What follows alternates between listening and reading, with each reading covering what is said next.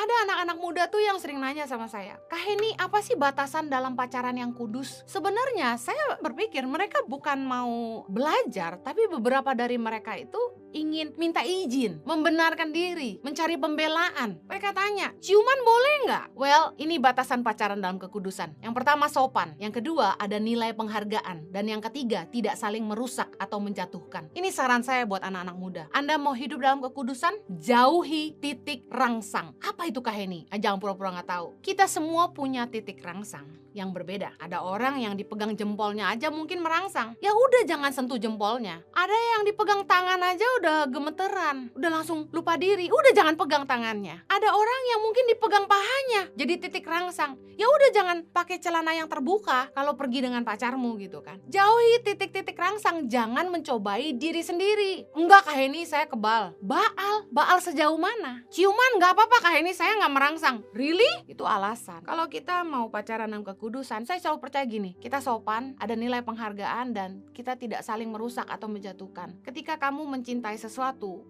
kamu akan menaruh nilai penghargaan yang tinggi di situ. Kamu akan jaga baik-baik. Saya pernah kasih contoh soal handphone. Kalau kita sayang sama handphone kita jaga baik-baik. Kalau jatuh aja kita sakit hati. Kenapa kalau kita bilang sayang, kita benar-benar cinta sama seseorang, kita nggak bisa memberi nilai penghargaan buat mereka. Kita nggak akan merusak atau menjatuhkan hal-hal yang sangat berharga buat kita. Kalau Anda punya jam tangan yang mahal, kalau Anda sayang sama jam tangan itu, Anda tahu jam tangan itu punya nilai, Anda beli dengan harga yang mahal, Anda nggak mungkin banting-banting itu kan. Kalau kita memang sayang, kita betul cinta, kita akan jaga, kita tidak akan merusak, dan kita tidak akan menjatuhkan. Jangan pacaran dengan cara-cara dunia. Amsal 9 ayat 17 bilang gini, air curian, manis, dan roti yang dimakan dengan sembunyi-sembunyi lezat rasanya. Segala sesuatu yang gak halal itu rasanya memang menggoda. Tapi dengar, jangan sampai kita gak tahu ayat lanjutannya, tetapi orang itu tidak tahu bahwa di sana ada arwah-arwah, dan bahwa orang-orang yang diundangnya ada di dalam dunia orang mati. Bicara soal hidup dalam dosa, ujungnya itu maut. Dunia selalu menghalalkan yang najis. Prinsip dunia berbeda dengan kita. Buat mereka hal-hal yang cabul itu biasa, tapi harusnya kita ngerti itu salah. Hal-hal yang cabul bukan hiburan buat kita, itu dosa. Jangan menghalalkan apa yang tidak halal. Air curian manis, roti yang dimakan dengan sembunyi-sembunyi lezat rasanya. Heran, orang itu lebih nafsu kalau itu masih belum sah gitu ya. Masih pacaran itu kayaknya lebih hot gitu. Tapi setelah nikah, tahukah Anda? Dengar baik anak-anak muda yang belum nikah. Orang-orang yang sudah menikah, hari ini keluhannya berbeda. Istrinya males diajak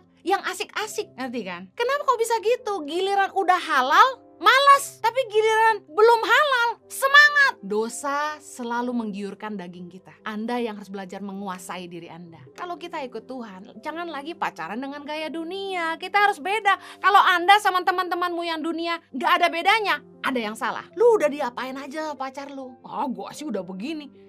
Gak perlu saingan begituan. Prinsip dunia dengan prinsip firman Allah pasti berbeda. 1 Petrus 1 ayat 16 berkata, sebab ada tertulis, kuduslah kamu sebab aku kudus. Tuhan mau sebagai anak-anak Tuhan kita jaga hidup kita kudus. Kita adalah bait Roh Kudus. Tapi cara-cara dunia jelas berbeda. Free sex dianggap biasa, kumpul kebo itu normal, prom night menjadi ajang melepas keperawanan dan keperjakaan. Hey, itu budaya mana? Budaya dunia. Kita gak perlu ikut-ikutan seperti mereka. Ada yang bilang gini, mumpung masih muda lah ya, Anda cuma hidup sekali, dibilang puas-puasin aja. Selalu ada harga bayar dari semua tindakan kita. Bakal nyesel gak besok-besok? Jangan bangun sesuatu yang gak ada ujungnya. Jangan bangun yang gak ada hasilnya. Dan kalau Anda tahu bahwa apa yang Anda kerjakan itu ujungnya cuma sia-sia, menyesatkan Anda, merusak masa muda Anda. Apaan hamil di luar nikah biasa? Nggak biasa. Ada tanggung jawabnya. Berapa banyak hari ini anak muda yang sudah nggak punya keperawanan, mereka merasa hidupnya nggak berharga. Ya udahlah, sembarang sama siapa aja. Nggak sedikit yang tanya sama saya, Kak Heni, saya sudah nggak perawan, masih ada nggak yang mau sama saya? Nilai hidupmu menjadi rusak karena engkau nggak jaga masa mudamu. Jangan bilang mumpung masih muda. Justru saya mau bilang gini, mumpung masih muda, kerjalah sungguh-sungguh, bangun hidupmu. Kenapa nggak pensiun muda?